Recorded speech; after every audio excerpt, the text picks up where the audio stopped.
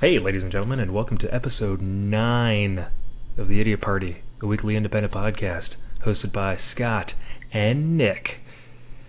This week's episode, we are talking about YouTube gaming, which launched this week. Do a little bit of compare and contrast with that and Twitch. Also, Metal Gear comes out on Tuesday, so yeah, freaking awesome. And then that's pretty much it. But we got some fun stuff lined up, so we'll see where that takes us. Those are just the two big headlines, right? Yeah, now. that's we got there's some silliness, but by all means, yeah, we didn't do much show prep. This isn't going to be a news-based show. This is just going to be a conversation, catch up what we've been doing. We haven't talked much in the past week or so. It's been pretty quiet. So yeah, it's going to be a very casual podcast. This is buddy catch-up episode. That's what it is. Like, hey man, what have you been doing? Yep. So what have you been playing, man? Anything good? Anything bad? So I completed Metro 2033 and moved on to the Last Light. I've been playing the Redo or Redux or whatever it's called. So I've been playing a little bit of that. I lost touch with Batman. I got into that for like a solid 8 hours one night, and then took a 2-day break from that playing Metro. Came back, completely forgot all the controls, forgot the rhythm of the fighting, everything. So it's been. I tried streaming that again, and it was a total shit show. So I put in a couple hours of that and then moved on. Big news, though, what I checked out is The Witcher 3, which is one of my new favorite games. Dude, I told you it was fucking awesome, didn't I? It's so fucking awesome. The problem is there's so much to do. I feel like I'm just moving in circles. Like so many different little question marks that I need to explore. I'm still only in the first area. I've done mostly side quests. I think I've only done 2 of the regular missions. What is that? White Orchard? Is that the name of it? Yep, perfect. Okay, so you're looking at White Orchard and you think, wow, there is so much crap to go do. That is like not even a quarter of what the rest of the game is like once you leave that area. It's overwhelming. Yeah, it is. It is, because it's like, and I'm throwing a random number out there, but it's probably like 40 question marks or points of interest, something like that. I don't know. But imagine 40, yeah. You go to the next area and it's like 400. There's just way too much. Oh, but that game is so good. It keeps you going. It keeps me going. It's a little slow for streaming. I kind of feel like there's a lot of cutscenes, and the pace of it. I mean, I have to be on and like very energized and like doing a lot of commentary over it. I feel like to have a successful stream, because otherwise, if I play it the way I would normally play it on stream and just kind of get quiet and watch and kind of read and get into it, it's super boring. So I've been juggling that, as well as juggling the amount of content that game has, and kicking myself for not playing that like when it fucking first came out, because I could have like really enjoyed that game. I know I'm because The Witcher 2 burned me as bad as it did, and I just hated it. I know everybody said despite the fact if you didn't like Witcher 2, you got to check out Witcher 3. Every podcast, everybody was saying it. You were talking up like crazy. I watched a bunch of your streams.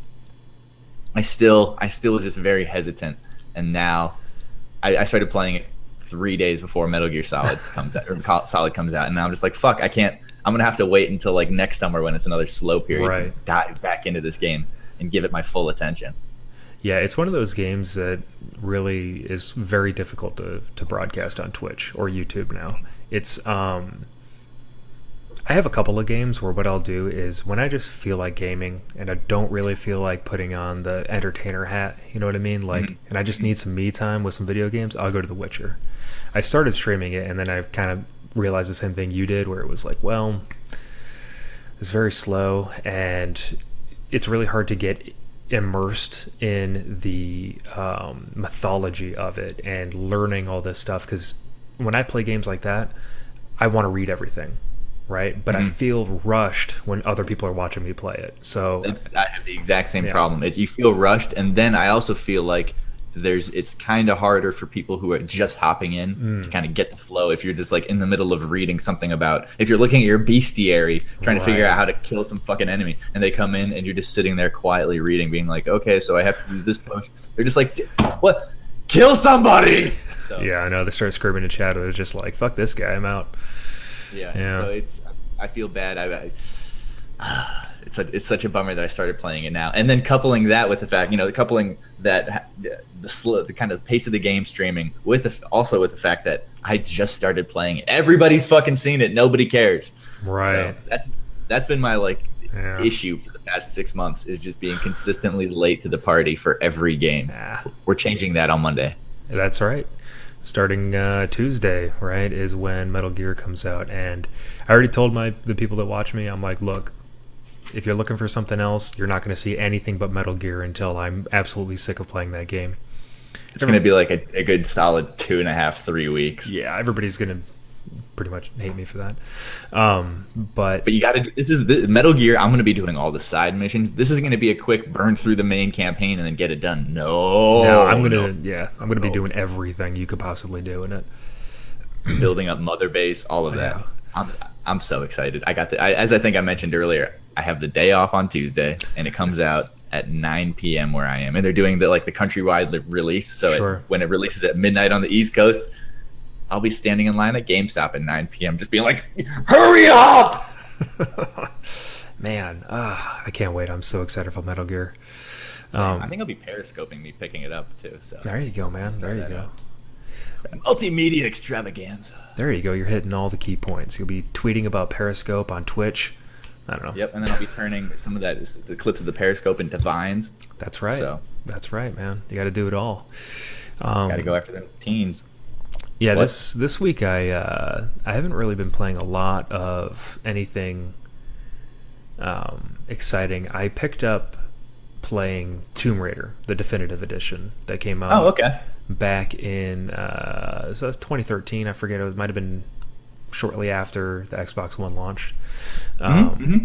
Yeah, so I started playing that again because I kind of stopped halfway and then went and did a bunch of other stuff and never got around to it. So because I don't think I beat that either. Because Metal Gear is coming out, I was trying to pick up games that I hadn't finished yet and just burn through them, beat them real quick so that I can, not have to worry about it. Smart. Yeah, because I'm about to turn in a bunch of games to try to, get something else. I'm thinking about, maybe going to GameStop if they have another 50% off of trade or whatever and get a PlayStation or something like that. Oh, really? Yeah. Interesting. Now, out of curiosity, what's the ratio of digital downloads to physical games that you have? Oh, it's about half. For the Xbox One. Oh, for the Xbox? Yeah, it's about half, more or less. A lot of games where I really don't want to ever have to trade them in, I'll get digital. That's an interesting way of looking at it. Yeah, because then I'm stuck with it. And it's just, it's not like it's taking up any space in a bookshelf or anything like that. It's just, just uninstall it on my hard drive. And if I ever want to play it again, just reinstall it. And that's pretty much it. Are you rocking an external hard drive for your Xbox? I am definitely rocking an external hard drive. What size? Just 1 terabyte. I didn't opt for the 2 when I bought it, although I feel like I should have. I've been looking at those on Amazon trying to figure out. I keep filling it up and then deleting a bunch and then wanting to go back and reinstall a couple, being like Elite Dangerous. I keep deleting it and then reinstalling it, being like, I'll come back and check this out, and then I don't fucking play it. So yeah, I have the Western Digital. What the hell is it called? It's a USB 3.0 1 terabyte. I forget what it's called, but yeah, I have that one, and it was easy as hell to set up. You just plug it in. It says, "Hey, this is a hard drive," and I'm like, "Yeah, I know because I bought it." And then it's like it asks, once you format this to your Xbox, you cannot use it on anything else. And then you hit OK, and then it formats it, and you're good to go. Interesting. It's very simple. It took probably 10 minutes to do the whole. Now, is your hard drive? Is your external hard drive faster than your internal hard drive? Is loading games off of that faster, would you say? I haven't noticed because I have a mix of games on my internal and games on my external. And when you go into the menu for your apps and games on Xbox, you have the option of setting it to either show your internal stuff or your external stuff or both. So I have both set up, and I don't know which one's on which. It loads up pretty much the same as far as I can tell. But I'm not one of those people that are like, I've got, like a micrometer and a stopwatch out, and I'm just, like, okay, it's like 0.0056 milliseconds. That's way too slow or something like that. I mean, for the average dude who doesn't know shit about fuck, it seems okay to me. Fair enough. Because I was looking at the difference because I was seeing if there was like a 5400 RPM or 7200 RPM external drives, and there are, and they're slightly more expensive, but I was curious. Well, for one, I don't know what's in the Xbox, but I was curious like if the 7200 be worth a little extra money to have that like quick boot up and stuff. But then is it really that much of a difference too, or like 2 seconds or so? Yeah, it doesn't feel like it really matters at all, to be honest. Good to know. Good to know. So what else are you playing? Is that it? I was playing Tomb Raider. Some lore? Yeah, you're doing some Tomb Raider. How Tomb far Raider. did you get into that? You're revisiting it. I would say I'm about halfway in the main story. I've kind of haven't really been doing any of the extra side quest stuff, because I know once I get to the end, I have the option of kind of going back and collecting everything. So I was just going to kind of burn till I got to that point, or burn through it, and then go back and grab everything. What do you think about what they did with that series, the kind of revamping? Oh man, I really like the Uncharted series on PlayStation, and I thought that it would have been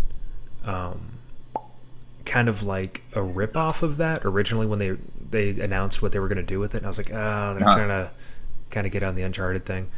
Yeah, that Nathan Drake bandwagon. Right. And then when I played it, I was like, wait a minute, this is actually in a lot of ways better than Uncharted. So I kind of... Interesting. Why would you say that?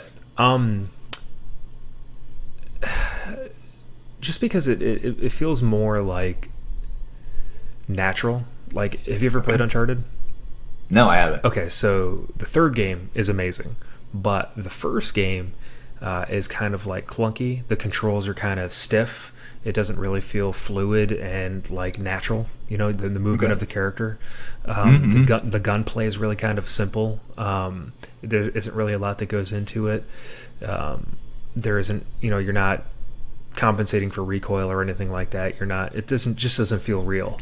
But with Tomb Raider, right, it feels more arcadey. But with Tomb Raider, it feels like the environment's alive. It feels like the characters are breathing actual people that you want to care about. Not to downplay Uncharted, the character development and all that, because the characters and the story and everything's awesome. It's just the gameplay of the first one, not so hot. Still a great game, but compared to Tomb Raider. But gotta imagine though that there's like a 6-7 year difference between like when they came out, so it's kind of unfair to compare it. But I feel like I missed out on such a huge just piece of gaming history by not playing the Uncharted. I mean, I picked up a PlayStation 4, as I've mentioned in an earlier podcast, got SOCOM and Metal Gear Solid 4. Right. Oh, and Dark Forces. Oh, and a couple arcade, like Dark Forces and Siphon Filter. And that was it. I have 4 games on that thing. Right.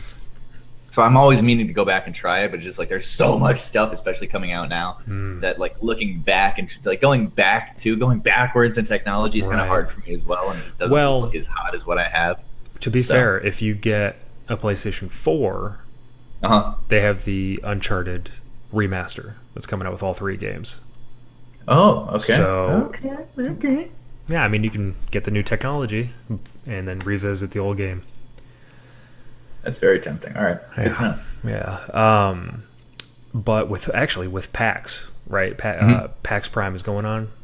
Yep. And I was actually watching a video on IGN about people who were playing The Rise of the Tomb Raider, which is the sequel. Okay. And how it feels. And I think at least 3 people said it feels like you're playing Indiana Jones. Damn, all right. And the Rise of the Tomb Raider, that's the like timed exclusive on Xbox One. Yeah, it's a Xbox timed exclusive with a undetermined amount of time, which I imagine it would probably be about a year. Or maybe less. That's how they usually do that sort of thing. Like there's a ton of content for Destiny that hasn't been released. It's still on PlayStation 4, but not on Xbox. So, damn, I didn't know that. Yeah, I'm still waiting. But yeah, I mean, pretty much Tomb Raider's all I've been playing all week. I haven't really done a whole lot of anything else. I played some World of Tanks, but not a lot. I've gotten away from that. I like that game, but it's not something that I want to spend a lot of time playing. Not like games like Tomb Raider or Witcher or something like that. It's like one of those, if I've got 20 minutes to game and I can't get into a story right now, I'll hop on there, play 3 maps, and then carry on with my life and do whatever, stuff I had lined up for the rest of the day. Yeah, I've been doing that with Rocket League. But you haven't gone since you purchased your new tanks. You haven't really been playing too much. Is that what happened? Yeah, that's what happened. I spent a ton of money on the game and then didn't go back to it. I mean, whatever, they got my money, right? That'll be your Witcher for the summer. Just going It's back and reinvesting some time in a World of Tanks. yeah, it's gonna have to be, man. It's gonna have to be. So actually, earlier this week, YouTube Gaming launched, right? So it's That was on what, Wednesday, correct? I think it was Tuesday Wednesday. or Wednesday. Yeah, I think it was Wednesday too. I'm pretty sure it was really Wednesday matter. because I had Thursday I had to go into work late, so I was up. Yeah, must have been Wednesday. Okay. So initial thoughts, because I broadcasted it on there for 5 hours. What were your thoughts? Serious time. Yeah, I put in some time. I wanted to give it the benefit of the doubt. I wanted to stick with it, see kind of like the features and the community. The community is mostly what I wanted to see. I got quite a bit of people in there. Okay. Because you and I talked about this, like the number one downfall of YouTube is the comments section. The comments section is toxic. It's cancer. It's horrible. So, yeah, we talked about it. We were worried about how, like, broadcasting on there, how would it be? You know what I mean? Like, is it going to be as, like, kind of... Because you and I actually have really awesome people who watch us stream. We've built up a pretty solid community and like a cross community as well. Oh, absolutely. If one isn't on, then they'll go to the other person, which is nice too. Oh, absolutely, absolutely. And they're always warm, they're always welcoming, they're always like, hey, how you doing, all that. So when I kind of went into YouTube, I was really freaking nervous, but luckily they all came over. Everybody came over to YouTube and was watching, and it was pretty good. And nobody was an asshole, so that was nice. So you and I initially discussed this when we first got onto YouTube Gaming, how overwhelming it is when you're trying to find somebody to watch, because what YouTube has done is they have mixed video on demand and live streaming on the same page, which to me I didn't understand, because the icons they use are so small that it doesn't really it's not a focal point, right? It's not something I look at right away and say, oh, okay, this is live. Oh, okay, this is video on demand. So I was clicking on videos that I thought were live, but they weren't. They turned out to be stuff that was previously recorded. So I was like, oh, this is kind of shitty. I don't understand this. And it's very difficult to find people that you want to watch unless you're already subscribed to them, which I didn't really like that either. So the initial page, right, where you're looking for somebody to watch, you're looking for games and all that, is kind of not good. I don't really know. I hate it. Yeah, I didn't. Just to be completely flat out, I fucking hate it. It's a cluttered mess, and it's hard to figure out, as you were saying earlier, who's online, who's not, what they're playing. That you have the layout on the front, and then the two pop-up side. Are they even pop-up, or just like the sidebars? We have like people are online and like the biggest game, YouTube gaming kind of thing. Right. YouTube gamers. Right. You know what? I mean, just my first initial impression upon seeing that and spending, I only streamed for 45 minutes. I gave that the old college try, and it was like, okay, I'm going back to Twitch. But just because it was a random night, I didn't really advertise that I was going to be on there either. And so I had almost no crossover. I had two people that I know. There are like two of my regulars come in, and then a couple people here and there, but not a lot of interaction, which, you know, it's whatever. Right. My initial thought, though, off the bat is I feel like they built it specifically for it feels, not specifically, but it feels more like it's been built to keep YouTubers and gaming YouTubers on YouTube and keep them streaming on YouTube. Right. What's interesting is once you stream, your video is automatically uploaded to your page as being like a video on demand, which I thought it was kind of cool. Except I had to start and stop my stream a couple of times because of technical issues on my end. It had nothing to do with YouTube. It was me. But I had like 4 or 5 different videos that I uploaded like in 10 minutes, which kind of sucked. But so here's a couple of things we talked about what it looks like trying to find a game. It's kind of difficult. I'm sure they'll hash that out. I mean, it's brand new. I mean, it's less than a week old, so I'm not sweating that too much. First generation user interface typically sucks on everything. So. Right. I mean, even Justin TV wasn't really like that hot. It was a shit show. Yeah. So, and the first iteration of Twitch. I mean, Twitch is still being built upon, so not sweating it. So here's some things from a streaming standpoint that I really liked.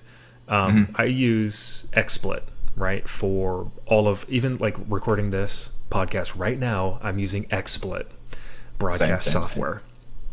So paid for too. You got that paid license. Get that premium license, son. I can do all kinds of stuff. I don't know what it means, but I can do it. I just like giving them money.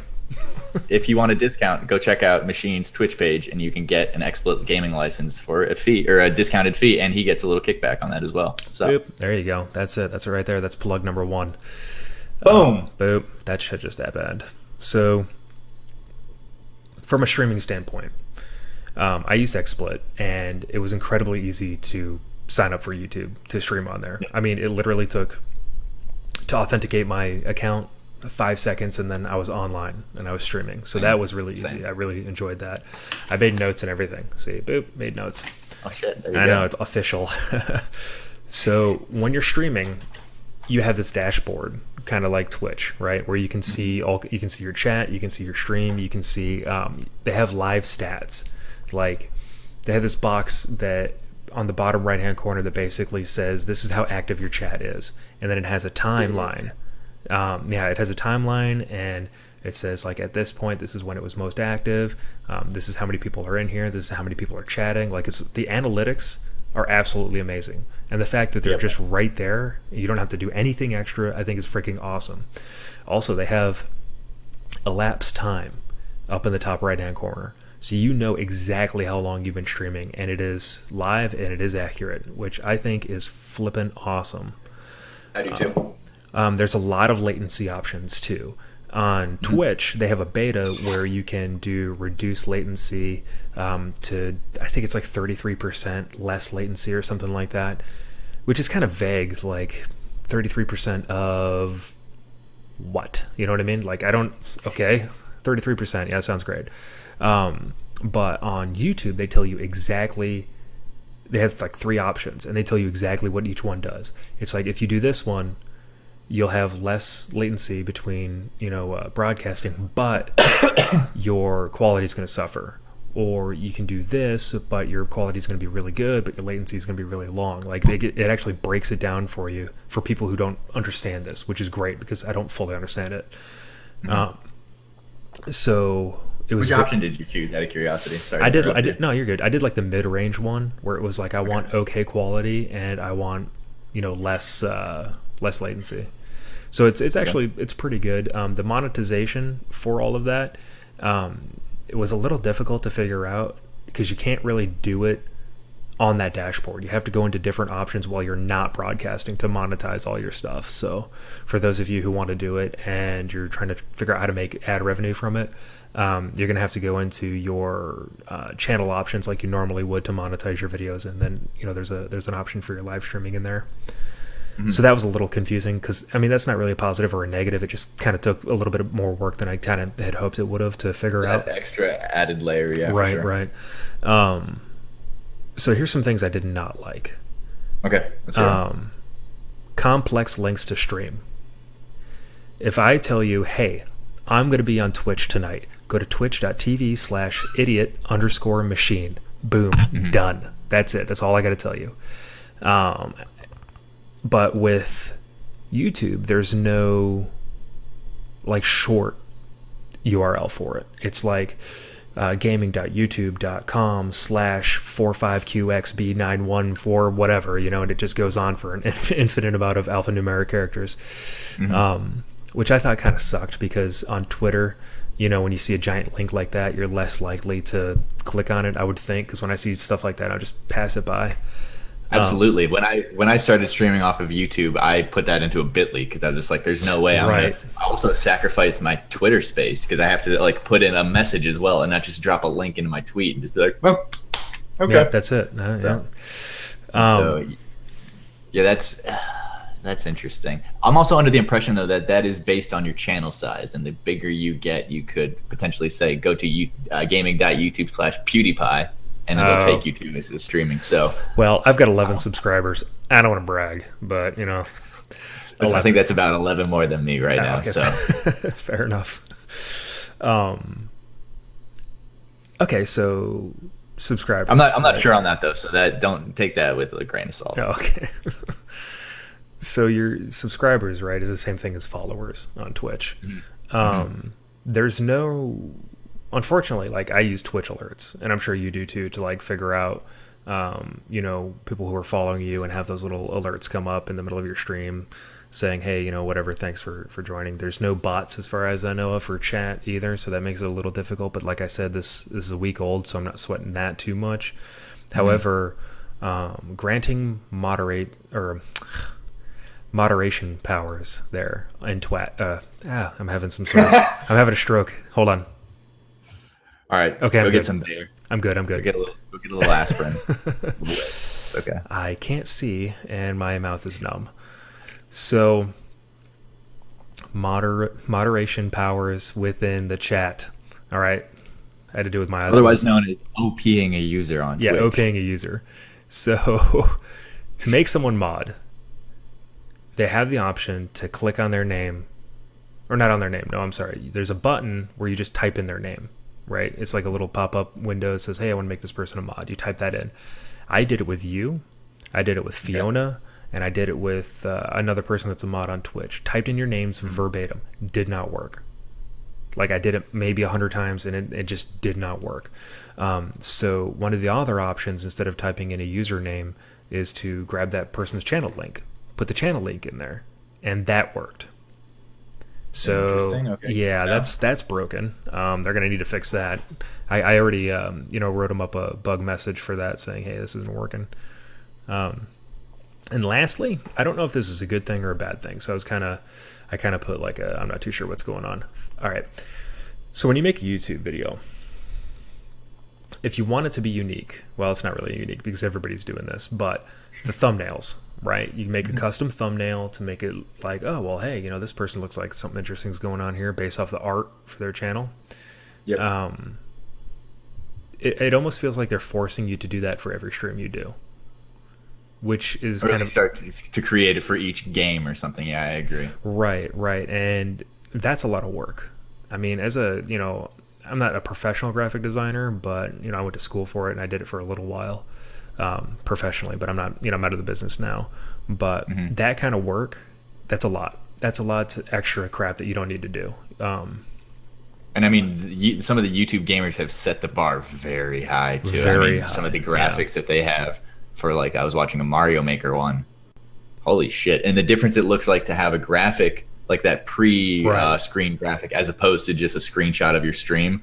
I mean, that's the 1% versus the peasants kind of thing. There's a difference, and that'll determine how many more views you get. And so it's adding that extra layer of time for sure. Absolutely. And it totally makes or breaks your stream too. It's like, if you don't have that, or because we're kind of lucky, you and I, because we have me. No big deal. I can make that stuff. It's not that hard. But if you're an individual who does not have those resources, you know what I mean? You don't know anybody that does that.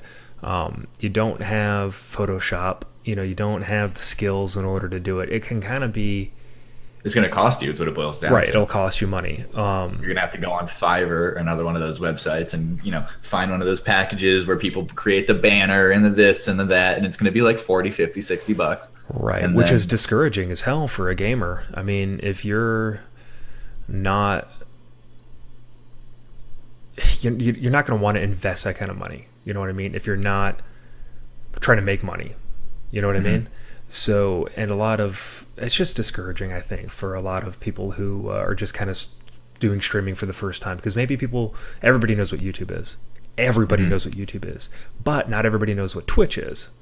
So you might have those people that are like, oh, live streaming, that's cool. I want to check that out. And then it's like, well, I don't have the skills to make this art. I don't get any viewers because of that. I'm not saying that's like the only reason, but that could, like I said, that can make or break your stream, is having good art on there. I agree. And that's kind of, I'm curious to see if that'll be a fad or not. If that'll be a fad, just like having a green screen is, or something like that, where it will be a thing that people will recognize, and then you'll have the top YouTubers keep doing it, but then more people will be like, it's nah. Or if that becomes the standard, which then carries over to Twitch, which I'm the fads and like the different cultures that arise from this is so fascinating. I'm really excited to see just how they develop. Yeah, it's going to be interesting to see, like, who borrows what from who, you know what I mean? Like, because there's always going to be like this feature that, YouTube will have and Twitch will be like, oh my God, that's freaking awesome. Or, vice versa. And just kind of see like how both are going to evolve because of competition. Because for a long time, Twitch was it. So they didn't really have to try that hard. You know what I mean? They just like, well, take it or leave it because this is all you got. Now, and I don't want to say like hitbox and all that stuff isn't something, because it's something, but I mean, they're not the breakout stars that people who switched over thought they were going to be on Hitbox right. or Azubu. Right. And it's, I mean, you got to give people credit for trying and striking out and doing their own thing and being, streaming pioneers. I'm not shitting on those services. It just doesn't seem like for a new streamer to garner the most views, it seems like Twitch or YouTube is where it's at. Right now, I still think it's Twitch, although we have yet to see what changes Twitch will make. Like, everybody's counting on Twitch to drop HTML or drop Flash and switch over to HTML. Right, and that's everybody's the plan. counting on that. That's the plan. That they already said that's in the works. It's just a matter of when. And so other things will be. What would you like to see Twitch change in response to YouTube? Anything in particular? That's a hell of a question. I didn't prepare. I mean, just based on your like interaction now, so you've had the 5 hours of gaming on YouTube gaming. Right.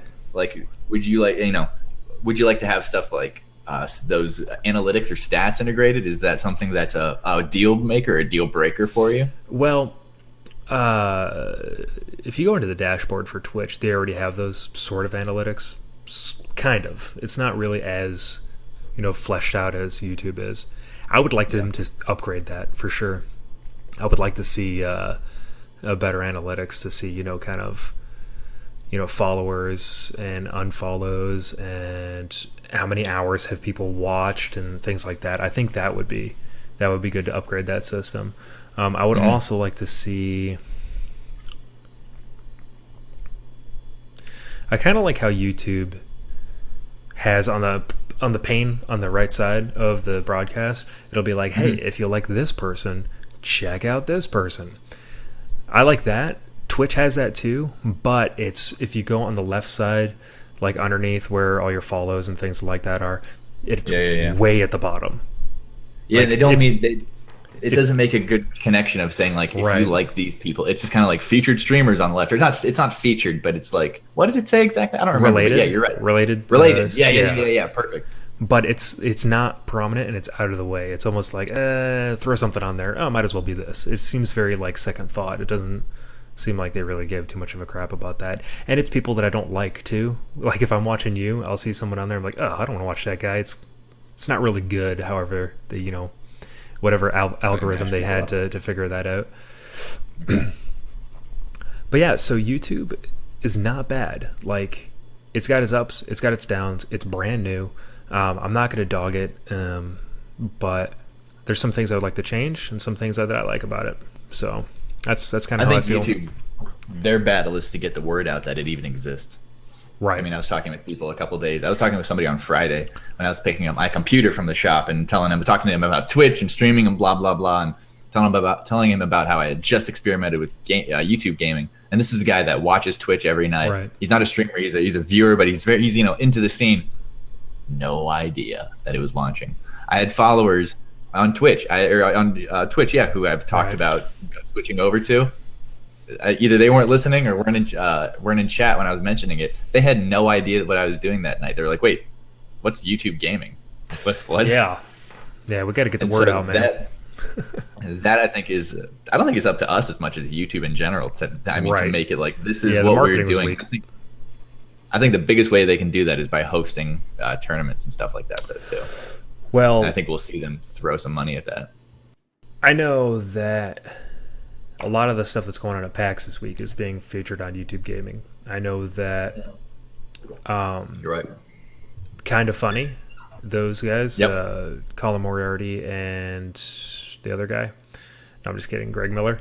He they're doing some YouTube gaming stuff too. So I'm thinking, that the marketing for YouTube gaming hasn't been that great. Like you said, I mean, you've got people who just haven't really heard about it, but then you got big people like this that are out there, and it's just going to be word of mouth. That's how that's going to spread. It's unless I'm worried about that though. I feel like people who use YouTube every day should know that YouTube gaming exists, not just people who go to gaming videos. Right. I mean, that's not the way it should be. But that's not the way it is. I mean, if you go to YouTube right now, do you see anything on the front page about YouTube gaming? I haven't, but I'm let's test your theory right now. I think it's going to be no. Right off the bat. No, I have the recommended, a bunch of other shit, but nothing. I mean, you know what's interesting is I'm logged into the profile that I would stream off of, and my homepage mentions nothing about YouTube gaming. Right. It says popular right now, popular music videos, blah blah blah.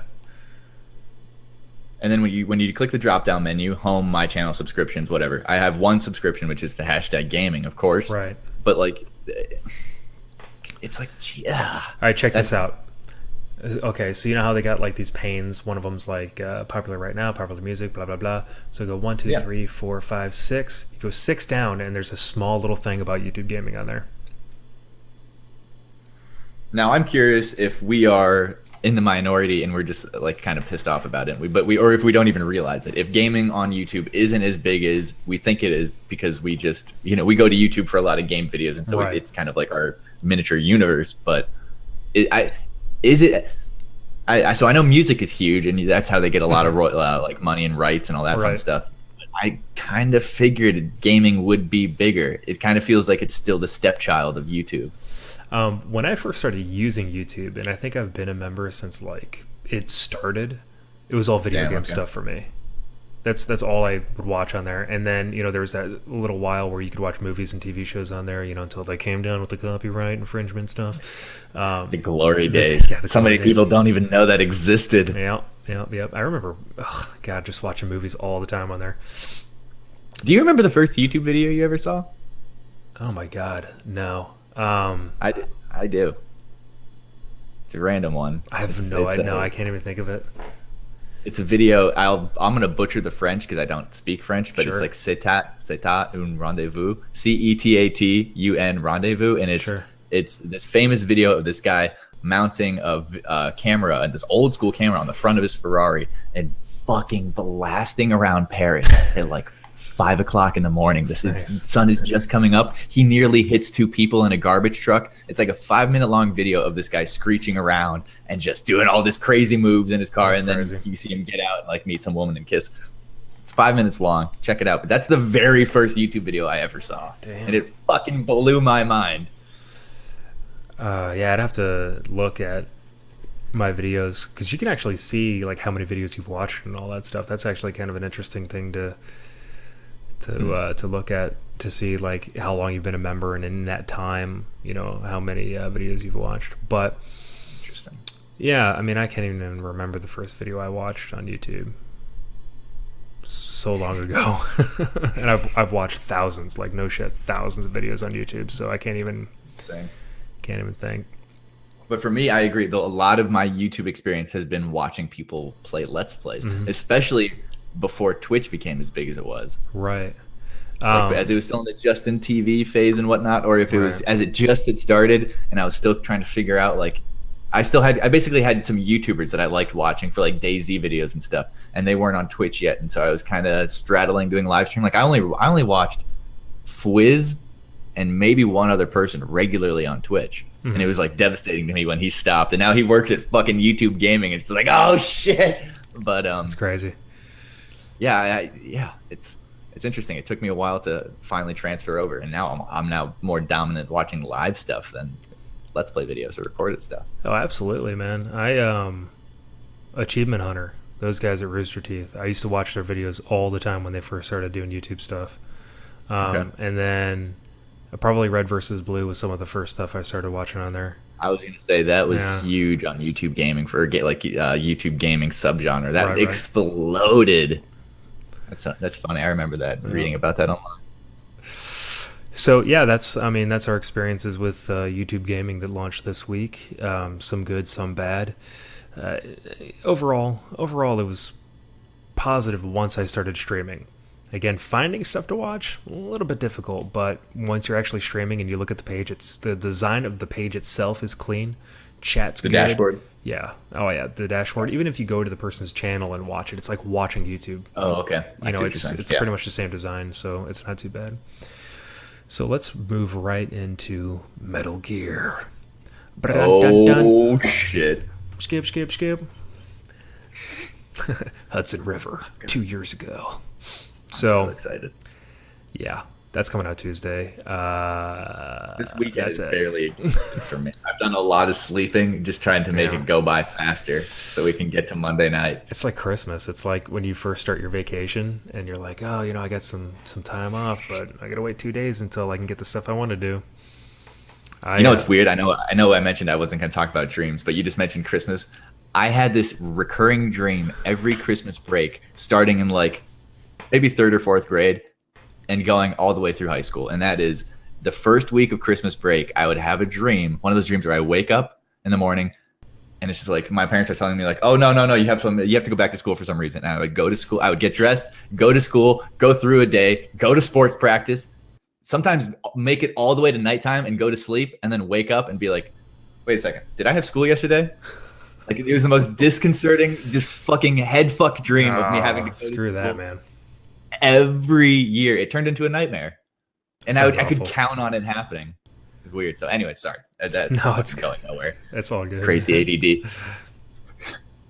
It's all good, man. So what were we talking about? Metal Gear. I don't even know. Metal Gear. Something like that. So I was actually on YouTube Gaming yesterday, and there was a dude that was playing Metal Gear 5 and streaming it. So I was watching him for a little bit, but I didn't want to get like caught up in whatever he was doing. But I watched 5-10 minutes, something like that. I wasn't there for too long. It looks good, man. It looks really good. He was doing a side mission where he was trying to rescue a hostage, and he went into this little, shit-stained Afghan town. And I was like, And it looks exactly like Afghanistan. I mean, to the point where it's nauseating. So. Oh yeah, I bet I was gonna be like, hey, you have a little fucking. You're like, oh shit, I remember that little podunk village. I've been there, but yeah. So it looks beautiful. It looks stunning. The customization for missions is amazing. Like because they have this ability where you can sort of take like a smoke break, I guess, and time will pass. So if you want to do it during the night, you can do it. His e-cigar? Yeah, his e-cigar. Take a couple of puffs. It helps keep my voice like this. Otacon. But anyway, no, that's the David Hayter one, not the... I can't do the Kiefer, but, it's okay. Nobody's perfect. Have you heard a lot of the Snake... Have you heard any of Snake speaking? Or Big Boss speaking in the Kiefer's? Yeah, it was the Kiefer. The old Kiefer. So the gameplay that you saw, did it only take place in Afghanistan? Yes. Yeah. Okay. But you haven't seen any other maps yet? No, I didn't see anything else. Yeah, he went in, he was waiting until nightfall, and then he was going to go in, take out the guards and all that, and he was talking about like what his plan was and all that, and then he just went and did it, rescued the hostages, called in a chopper, and then just left. It was cool as shit, man. I was like, holy crap. Yeah, he threw him into the back of a truck that he stole, and then drove the truck to the landing zone for the helo evac. It was like, oh god, this game. I can't. I wonder how long I have to wait before I can start just Fultoning everything. Just put that. Yep, there you go. Boop, little fly it away. Boop, fly it away. I'm good. Yeah, I like that. And it's so very ridiculously Japanese too when you do that. Just like the Z's above their head when they're sleeping, and they just go, huh, ah. I can't wait to fuck with the physics in that game too. Have you seen any of those videos of people from, was it Phantom Pain? No, it's Ground Zeroes, of launching the trucks, parking a truck on top of like 3 or 4 C4s and launching it at one of the guard towers that has the objective in it and killing the dude with the flying Jeep and then completing the objective? Nope. I've never fucking seen that. Crazy. I cannot wait to fuck with that kind of like physics engine too and just do all sorts of crazy shit. Oh my God. That's going to be fun, man. It's going to be really I am fun. So giddy for this. Like, I can't wait. It's only 8 o'clock. The game comes out in 24 hours or 25 hours from now for me. It's like, I just want to sleep until then. I don't want to do anything. I thought it comes out Tuesday, doesn't it? It launches at Monday night for me. September 1st, right? But I mean, it's the 31st on tomorrow, right? So it'll come right. out Oh, tomorrow. yeah. Okay, gotcha. I was very confused about time there for a second. I didn't understand how it worked. It's Time, that's not important. Yeah. It doesn't fucking do anything. I looked at my watch and was like, this makes no sense to me. I don't know what's happening right now. You made me second guess myself. I'm like, wait, am I wrong? Do I have to wait another day? I'm sorry. I didn't mean to put that kind of evil on you. Yeah, classic. I'm back.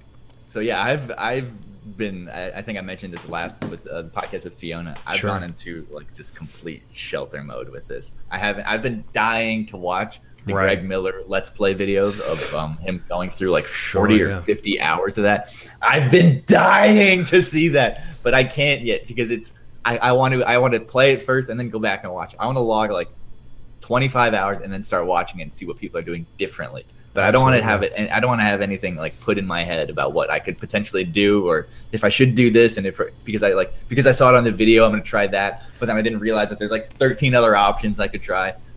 I also overthink the shit out of this kind of thing, but it's still. Nah, dude, I agree with you completely. I don't want to. I mean, even when I watched that guy for like 10 minutes, I was kind of like, well, I kind of want to watch more, but at the same time, you know, when I get to this point in the game, I kind of want to be surprised. I don't want to. I just want to experience it blind. I don't want to have any, you know, ideas of what to do, how to complete stuff. Be like, oh, I saw somebody do this, so I know what to do. I want to figure everything out on my own. You know, I totally feel you on that, dude. Totally feel you on that. So shifting away from Metal Gear for a quick second, I'm sure we'll be back. Yeah, no doubt. The other game is launching at the exact same day, exact same time. Mad Max. Mad Max. Yeah. Now, what do you think about that? It's a terrible, terrible timing for them. Like, I'm sure the game's really good. Mm-hmm. It looks good. It looks fun, but I don't think anybody's gonna really buy it right now. I mean, I'm sure it'll sell, but Have you seen any of the Let's Plays videos for it? Like, I think Conan was doing one on Twitch recently that I watched a bit of. Conan O'Brien. He has like a gaming channel on Twitch. Oh, nice. Where his staff plays games. Yeah, it's actually really entertaining. They have somebody from the game come and play with like one or two other people in the studio, and it's fascinating. But I can't tell if that game is good or not, and that's the huge issue for me. I'm like really tempted to pick it up the same day as Metal Gear just to be, get the day one edition, and maybe if I get tired of Metal Gear, which is fucking impossible, but maybe then I can just pop it in. Worst case scenario, you get bored for 5 minutes. Yeah, I mean, I can't trust my ADD. It's unmedicated. You don't know what the fuck is going to happen. It's unpredictable. Like, do you know how long it took me to clean my house today? I'm not going to say. It's embarrassing. I don't have that big of a house. So, yeah, man. I've watched a lot of gameplay. It's third-person action, which I like. I'm glad third-person. I mean, third-person is my favorite because I started playing Metal. That was like one of my first video games, Metal Gear. I got used to it. I'm glad that we're kind of getting back into it. I'd like to see more third-person games. Right. Mad Max to me so far kind of looks like Batman-style combat or like Mordor, which I think is kind of starting to run its course now. I think. I mean, I don't know what the alternative is. I mean, okay, so I don't know what's better: Assassin's Creed combat, which is pretty similar to the Batman, we'll call it Warner Brothers combat, or the Warner Brothers combat. Do you have a personal taste or preference in these? I agree with you that it's kind of getting to the point where there's so many different games that are doing that, where it seems like it might be getting repetitive now. It might be getting to the point where it's not fresh, obviously, because multiple games are doing it. Like you said, Mordor. All of the Batman series. All of the Batman Mordor. games. Yeah. Now, I love those games, but I kind of want something different. I didn't even see... I don't know what it... Oh, go ahead, sorry. No, I was going to say, I didn't really see anything with Mad Max at all, like gameplay or anything like that. Just from what people were saying about it is what I was going off of, but...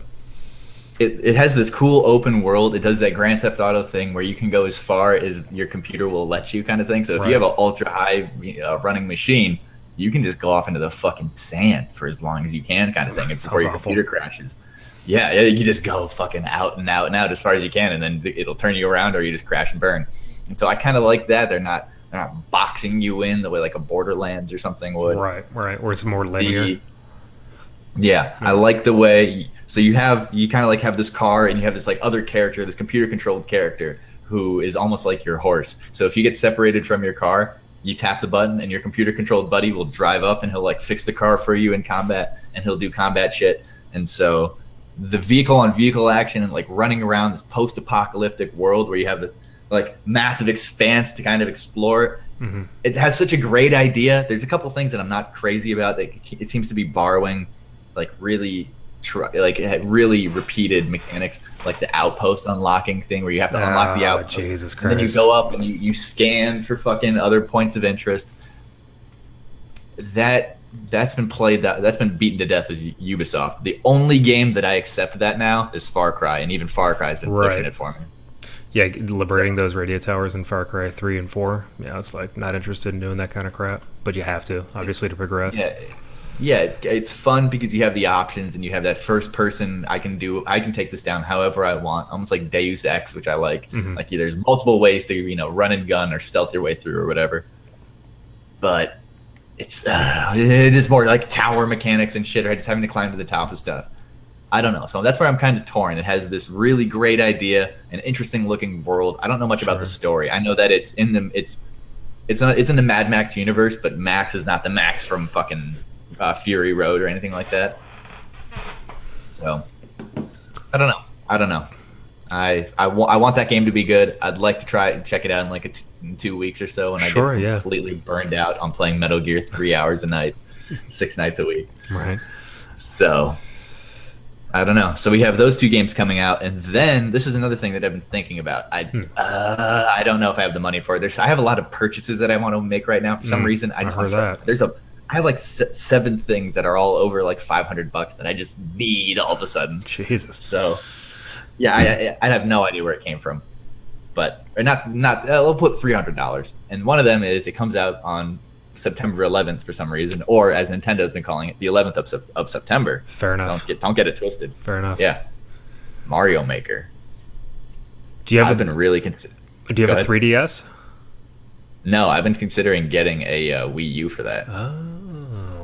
It looks interesting. I like classic Mario is where it's at for me. That's where I started and stopped with Nintendo, and so that game looks like a lot of fun. It looks clean as fuck. I've seen a lot of interesting streams of it, building your own world. I don't know if that's a $300 purchase that I might play for a month. But there's other games though on the Wii U that are interesting. Like I want to play Splatoon. That looks like a fun game. And that looks fun for a little bit. Well, yeah. I mean, that's you like can pick a it $30 up and or play $40 game for me. Yeah. Yeah, that's true. It does have that pick up and play. Yeah. It's not too intense, or it's not like that skill based. You don't have to worry about people if you like stop for a month like Call of Duty, just coming back and just getting your head shoved into fucking sand over and over again. I think Call of Duty's like the equivalent of think of like a stereotypical middle school, high school situation where like the nerds are getting beat up, right? But in Call of Duty, it's the nerds that are beating the shit out of everybody else. It's the nerds who are doing the fucking sand kicking. Yeah, they're the ones walking up and kicking sand in your face and slapping your girlfriend's ass. Yeah, right. It's just saying absolutely obscene things to you. Have you seen any of the Black Ops 3 betas that have been floating around? No, I'm not interested, man. Not at all. Not even a little bit. I forgot that you're moving away from that multiplayer scene pretty rapidly, aren't you? I mean, I'll do it like when Battlefront comes out in November. I'm all about that shit. All about that. Okay. But Call of Duty is a toxic community. It's really? like, you think so? Yeah, it's like the YouTube of video games. All right. Okay. No, just I mean, what I just can't. No. Preach. Let's hear it. I don't know if we've got time for a rant. But it's got time for a rant. Okay, here's the thing. Let's hear it. Call of Duty, the first one that came out, the very first one came out in 2002. Modern Warfare. Oh, the very first one. We're going way back. Call of Duty, not Modern Warfare. We're talking way back. Okay. Now, this was sort of an interesting game where this is the height of Medal of Honor, when Medal of Honor was like the hot shit. When Medal of Honor was Call of Duty. Yeah, when Medal of Honor was Call of Duty. So Infinity Ward, they were ex-Medal of Honor developers. And, I didn't know that. Yeah, and then they decided they want to make their own company and basically make Medal of Honor. And it was good. It was really good, actually. It was a very good game. And then they came out with the second one, and then the third one, and then it was like That's where I started playing Call of Duty. right. I played the third one on Xbox 360. Yep. And That reminds me of high school for sure. It was good shit. I liked it a lot. I mean, I didn't have any problem with it. Very, very difficult to play on veteran, to beat on veteran. I think it was like Fuck yeah. the hardest game I've ever played on hard, I should say. So that was great. And then they come out with Call of Duty 4. Well, I mean, there was other ones in there, you know, like the Activision ones, like World at War and all that, which I'm not really going to count those too much. But so World at War is one of my favorites. Interesting. right. I mean, I liked it, and Kiefer Sutherland was in that. I mean, big boss. Would you take Call of Duty 3 or World at War? Call of Duty 3? Interesting. Mm. Okay. Okay. It's that. It's like that.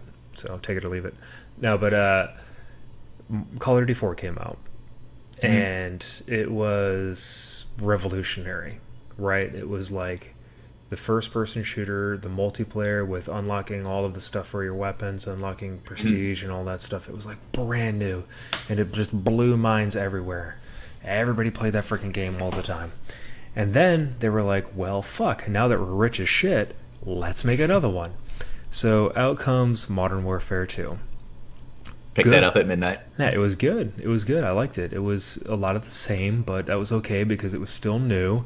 And I was like, well, you know, it works, so I'll play it. That's fine. And then Black Ops came out. And it was a shit show.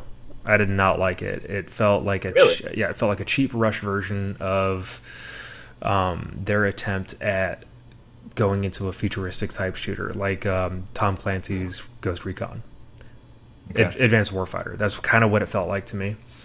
And then they came out with Modern Warfare 3, and then that's when it became the Madden of shooters, where it was basically like, hey, we're making a shit ton. We're taking a shit ton of, or we're making a shit ton of money. Let's go ahead and just pump one of these sons of bitches out every year. Just slap a freaking. We'll have two different series. We'll have the Modern Warfare stuff, and we'll have the Black Ops stuff, and they'll just alternate. It'll be awesome. We'll be rich. We don't give a shit about the players. We just want their money. That's what it feels like. To me. You got to give them credit for having the two studios pump it out at alternate times, so they can take that time to create each individual. It's clever as fuck on their part. Even if it's every year, it's like.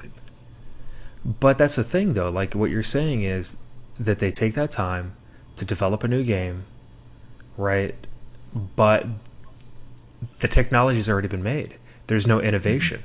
There's no let's change up the multiplayer. There's no let's change up the story. Let's make it a little less Michael Bay and a little bit more story.